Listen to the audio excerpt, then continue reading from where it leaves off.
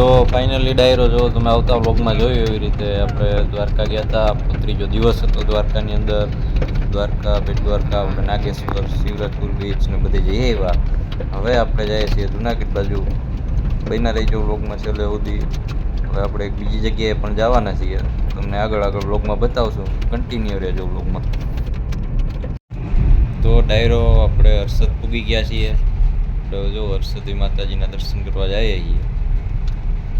દ્વારકા જાય ને રસ્તામાં જ આવે. મોસ્ટ ઓફ બધે જોયું જ હોય, કદાચ કોઈ ન જોયું હોય તો પોરબંદરથી દ્વારકા જાય ને રસ્તામાં જ આવે છે. કે જોયું જ હશે, એમાં ના નથી. બન્યા રહ્યો. હા દરિયામાં તરતું છે. તો જો આ હર્ષદનો દરિયો, બીચ કહીએ આપણે, એ છે. જો તમે એ તડકો યાર ગજબ છે બહાર. બહાર કંઈ જવું છે નહીં, ગાડીમાંથી જ આપણે તમને બતાવી દેવી.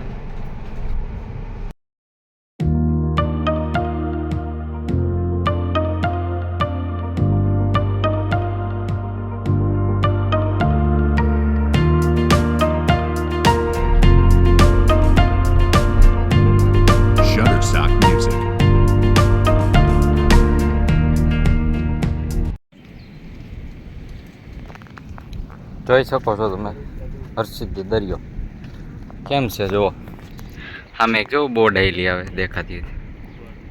કેમ છે લોકેશન, કોમેન્ટ કરી દો. હાલો,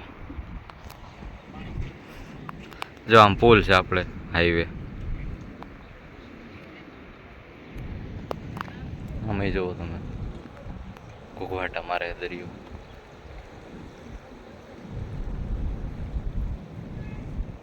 કોણ કોણ આવ્યું હે જરાક કોમેન્ટ કરી દીજો.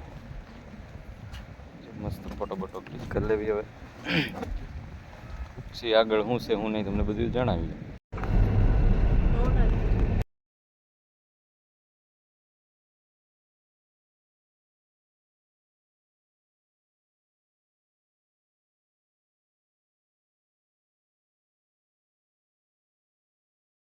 તો મિત્રો જો આ છે આદિત્યના ગામ. આ ગામમાં બહુ જાજા બધા ખટારા છે, તમને આગળ બતાવજો. જો નકરા ખટારા સિવાય વાત નહીં.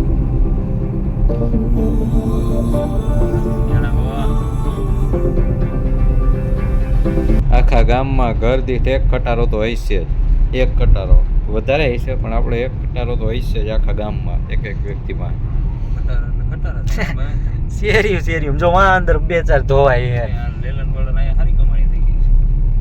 ઓહો, જે ચીજ છૂટી હોય ને નગરી તો એટલી પણ ચક્કા જામ કરી નાખ્યું. 4-5 લાખ પડતા ને ફાઇનાન્સ નું કરે. એમાં તો એક જે ચીજ છૂટવી જોઈએ તો ફાઇનાન્સ નું આવે. દેવ ખબર નથી કેતો.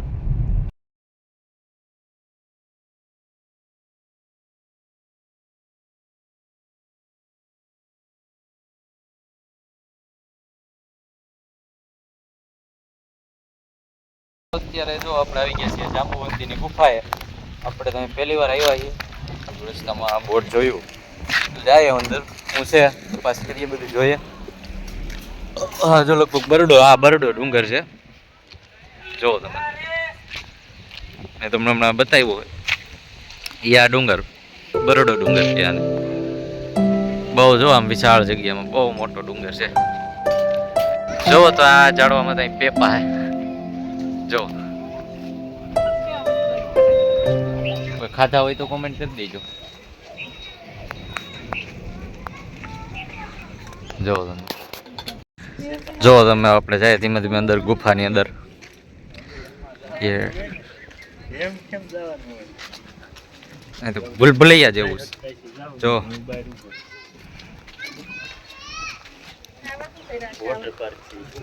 જો અહીં સ્વિમિંગ પુલ છે, કોઈ નાવું હોય તો.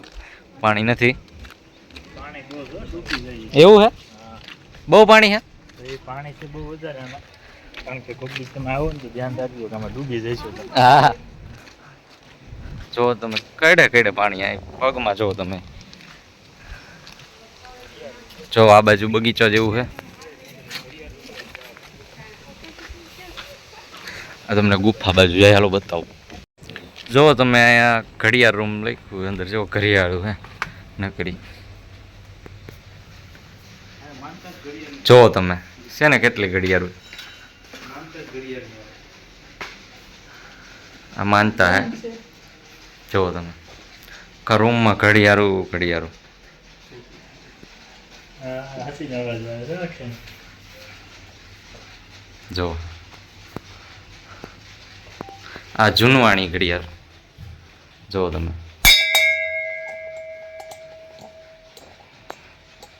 એ ના જો અહીંયા છે જૂનવાણી ઘડિયાળ છે આખી એ રીતની જો આ બાપુ સમાધિ ચરણ પાદુકા હે તો આ એ રીતનું હે બધી જોઈ શકો તમે નકરી ઘડિયાળ એવું જ હોય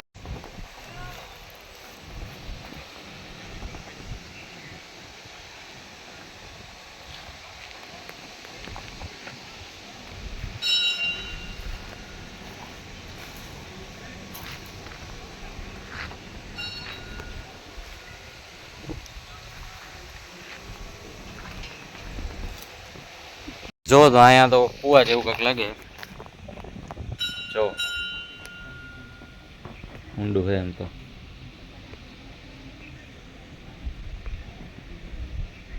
સિક્કાને એવું નાખ્યું ગુફા અહીંયા નીકળે ગુફા અહીંયા લગભગ હા એવું હોય કુવા જેવું નામ જો તમે એનું લોકેશન સામે ડુંગર બળિયા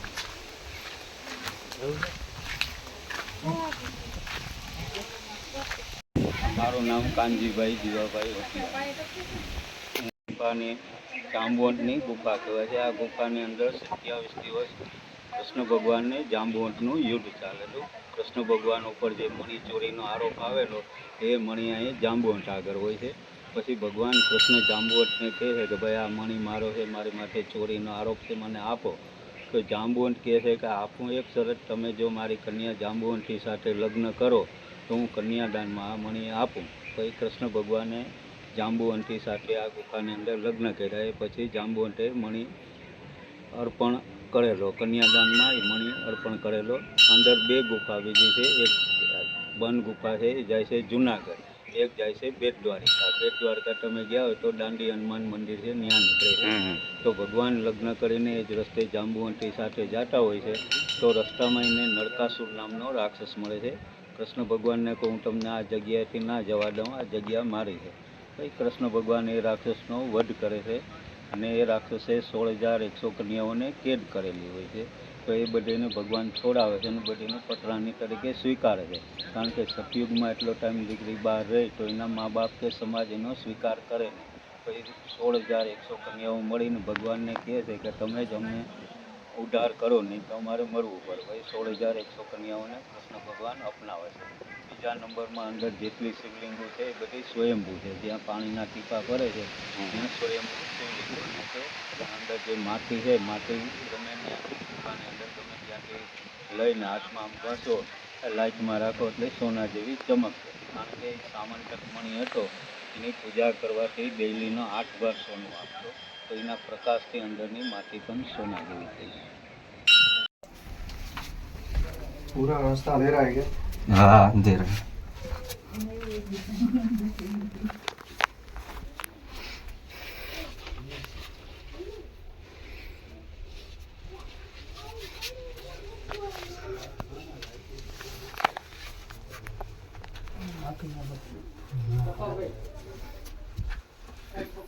અત્યારે ઉતાર્યું તો આગળ ગયું માથું પકડ્યું. હા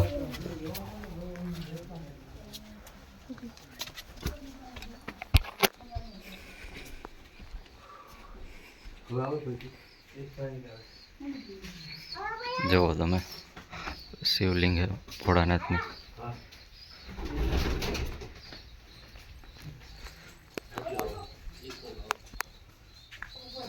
જુઓ તમે ચમક છે એવું વાત કરી ઓલો ભાઈ મને કે આ વાત કરી જો શિવલિંગ જ છે નકરી ભગવાન. જુઓ તમે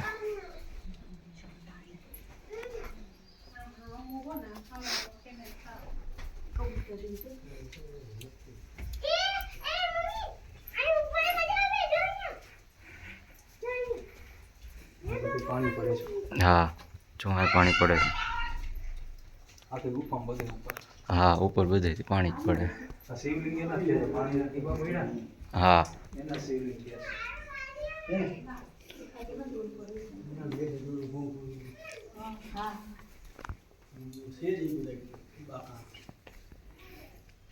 ગુફા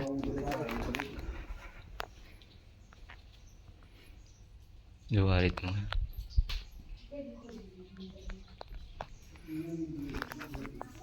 જો તમે આખી આમ પેક જ ટૂંકમાં ધૂળ ધૂળ છે નીચે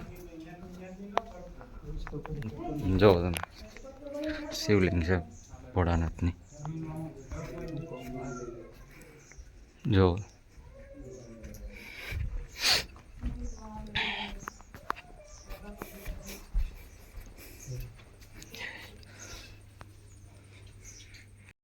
ભાઈ કહેતા હતા ને અહીંથી બે ગુફા જોઈએ કાને કાને એ બેટ દ્વારકા જાય અને એક જુનાગઢ સાઈડ ઉપર આ બે ગુફા ઉપર ઓલા ભાઈ બેઠા હતા એમ કહેતા એક બેટ દ્વારકા જાય ને એક જુનાગઢ જાય આમાંથી જજો આમાંથી આ ગુફા રહી ને આમ જ્યાં નીકળે છે બેટ દ્વારકા બેટ દ્વારકા થી જ નીકળે છે જુનાગઢ ઉપર ઓલા ભાઈ બેઠા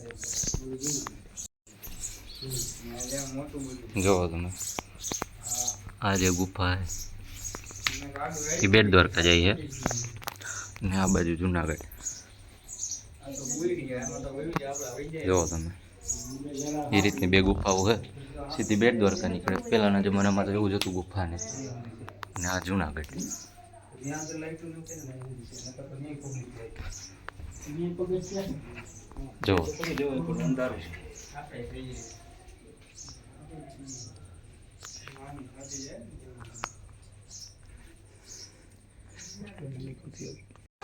જો આ ઓલો આપણે વાત કરી એ પ્રમાણે સ્વયંભૂ પાણી પડે એમાંથી જ આ બની છે ઉપરથી પાણી પડે એ પ્રમાણે જ આ શિવલિંગ એની રીતે સ્વયંભૂ બની છે જો તમે આગળ પણ એ બતાવી તમે જો પાણી પડે ને જો તમે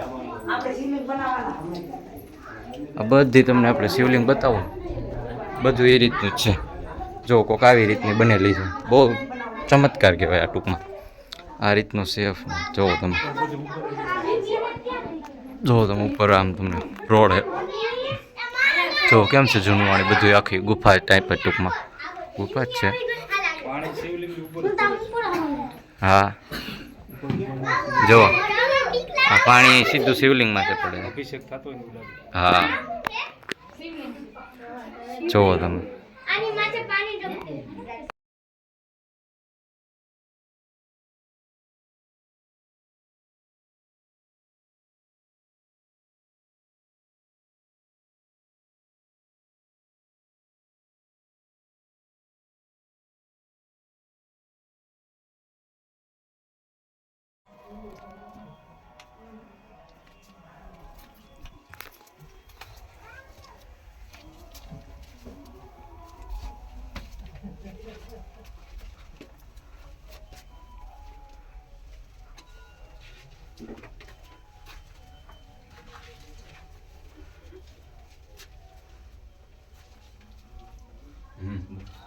આવી ગયું બસ આવી ગયું